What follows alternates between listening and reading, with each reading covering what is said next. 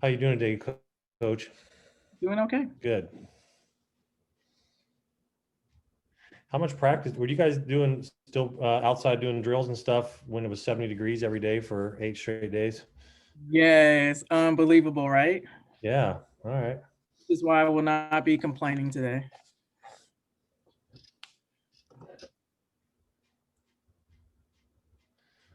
We'll hang on for a couple more minutes before we get started. Okay. Give me time to get this hair straightened out. I know the feeling.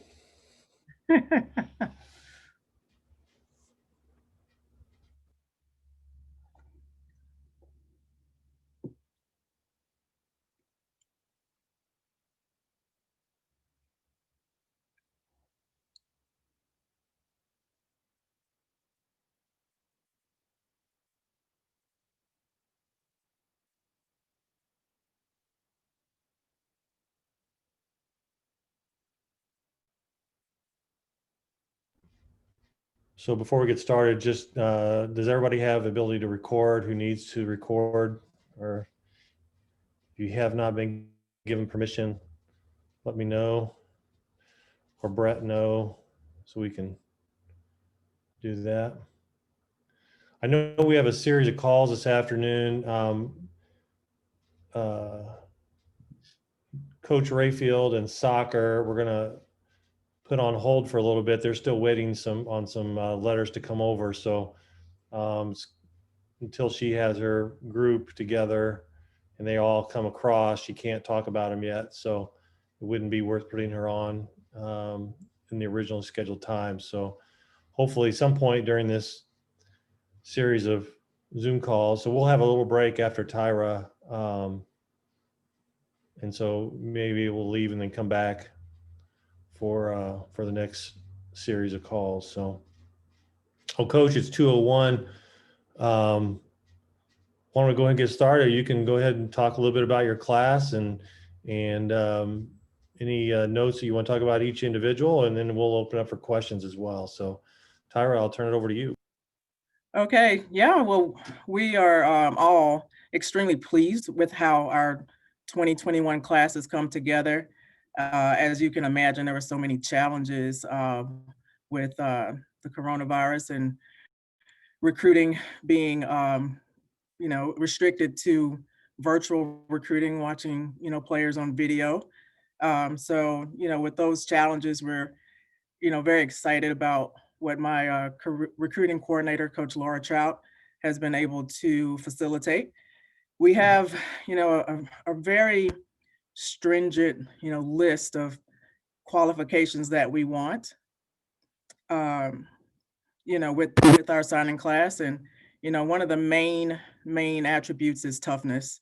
And I believe this particular class exhibits, that quality and abundance. We have players from everywhere. A great showing from the Midwest, which has been our goal. If you've heard me talk year after year, we've always, talked about making sure that we get the best players that are available to us in the Midwest. We also have a variety of positions represented in this class.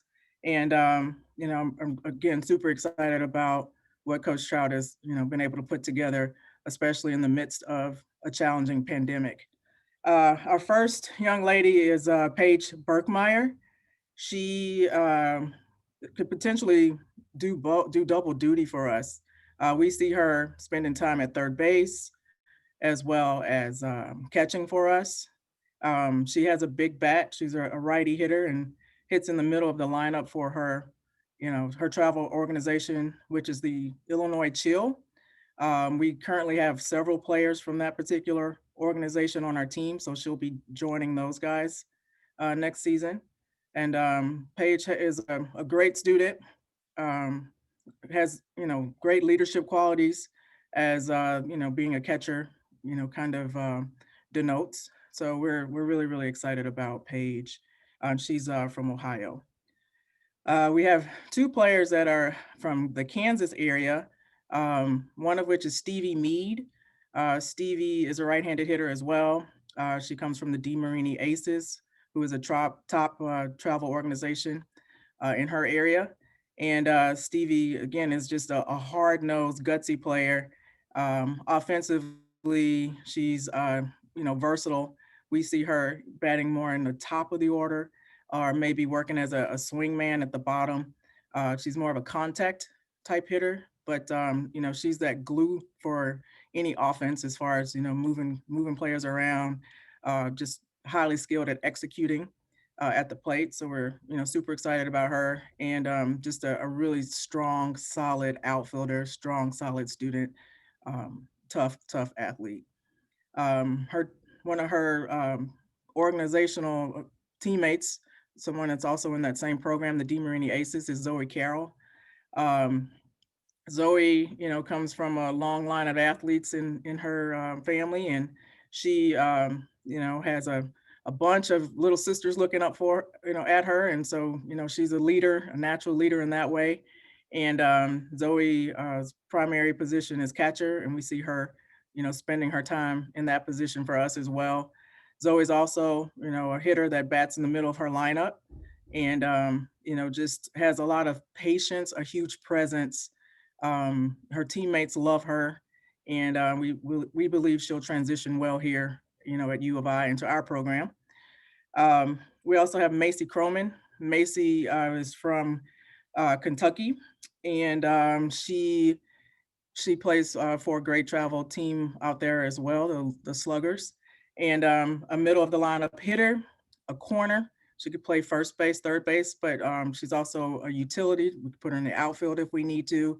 A strong, powerful kid. Comes from a long line of athletes in her family as well. So, Macy's definitely someone that we're excited to have. She's been committed to us for a while, and it's great to see her, finally official. And last but not least, we have another Zoe, Zoie Howard.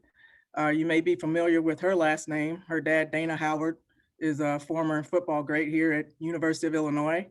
And we're excited about, having Zoe, trying to facilitate her, wearing the number 40, like her dad did. So we're working on that. But, she's a speedster, strong, great combination of speed and power.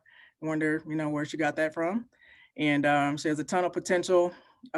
She's a versatile player as well, but we see her playing in the outfield for us. Has a lot of potential at the plate, but her main asset is her speed, and of course, she's very tough. All right, we'll go ahead and open up for questions.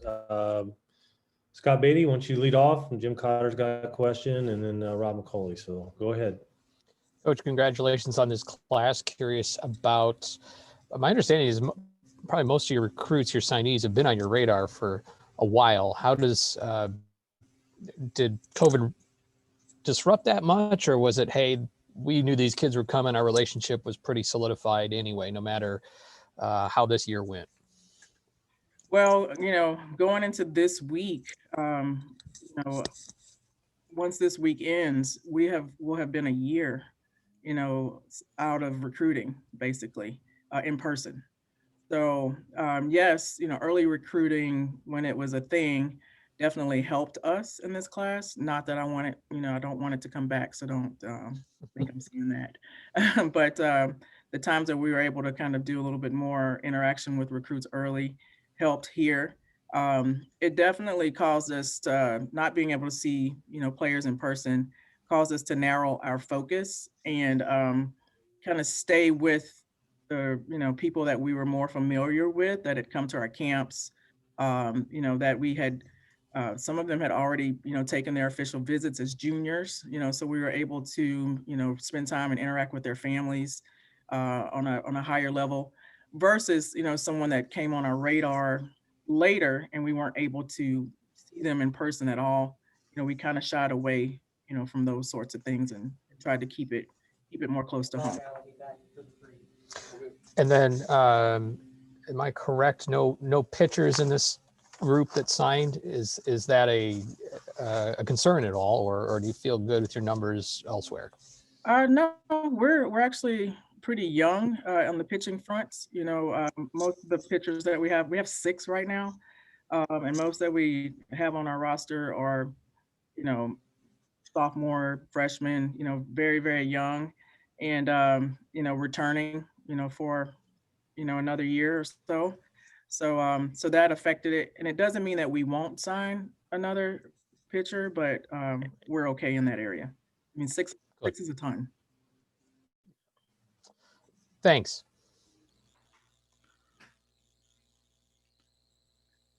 Good afternoon, And I guess Tyra.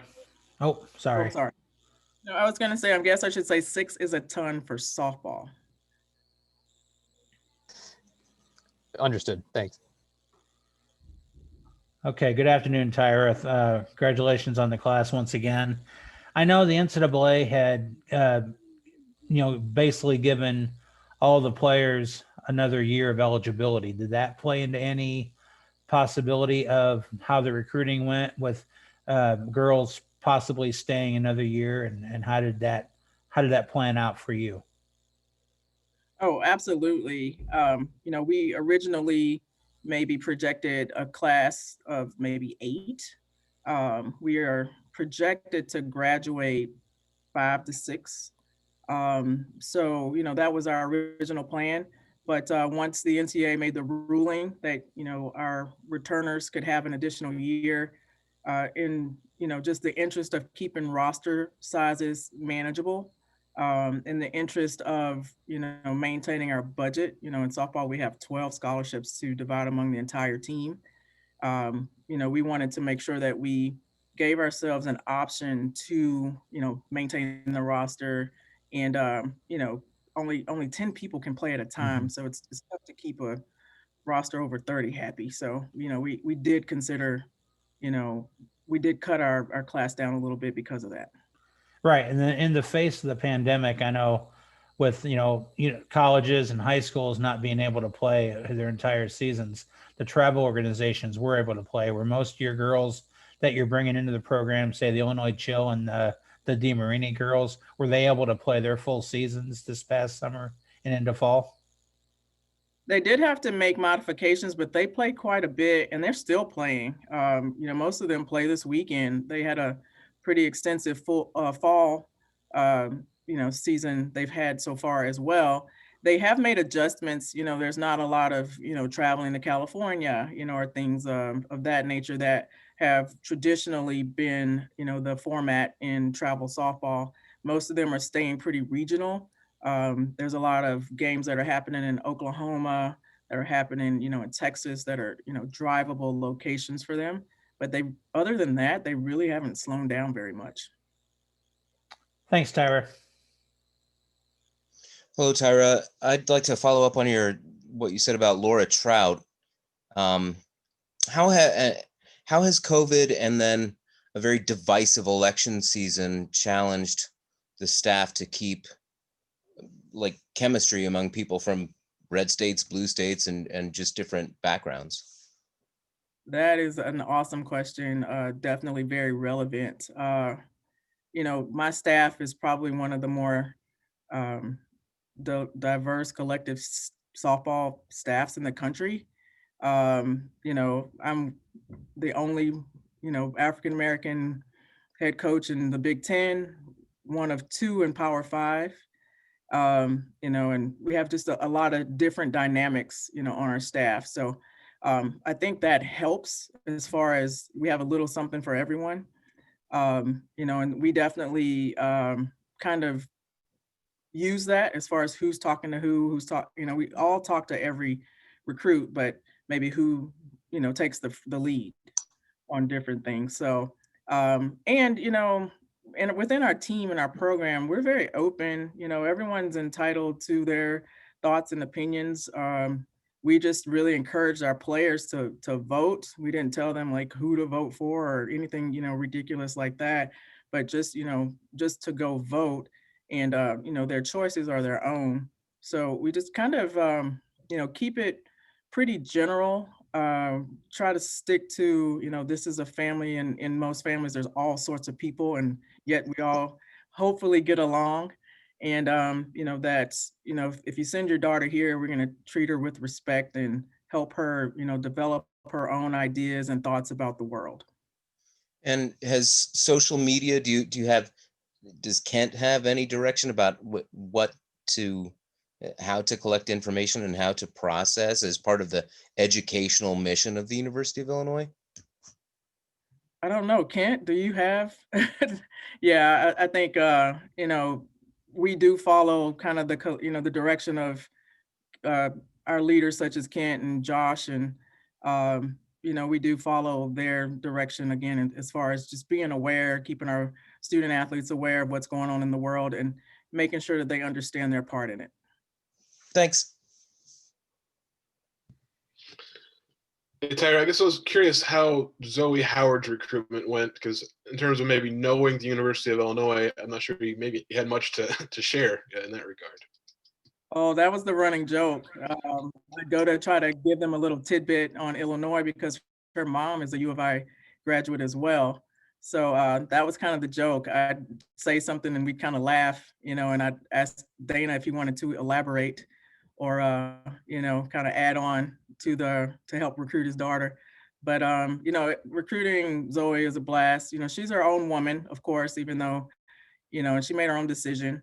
But, if you've been in any setting with Dana, you know that he's a blast. He's a ton of fun. And I mean, he bleeds orange and blue. And, he's definitely raised Zoie in that way. I guess maybe what could she add to the program as sort of a cross sports Illinois legacy? I think it's huge. You want athletes obviously with talent. You want toughness, and I mentioned those things before. When I kind of gave you the rundown of our signing class. But you also want a player that is just in love, with the school and with the orange and blue and with the history and the legacy. And with Zoie, you get that, and then some. I really feel like she's going to add to the culture of what we're trying to accomplish here, and it's in her DNA. So you can't say enough about a kid like that. Thank you. Tyra, it seems like in one of my conversations with Dana a couple years ago that Zoie also played tennis. Wasn't she a pretty good tennis player as well? She does a little bit of everything. She also runs track. So yeah, she's an athlete and a half. Again, as you can imagine, we'll be working on her softball skill as far as the outfield, because she spent, quite a bit of time at third base. But an athlete with her skill, I believe, can transition, fairly quickly. All right. Any final questions for Coach Perry today? Is it all right to ask slightly off topic just about current team in the off season if we have time? It's fine with me. Okay. Yeah. Yeah. If you could speak to how, the off season has been going, obviously with limitations and COVID and all that, and if you have any, I guess it's a question everybody wants to know about every sport, but if you have any ideas on what's going to happen with the spring schedule. Yes. Okay. The fall has been interesting.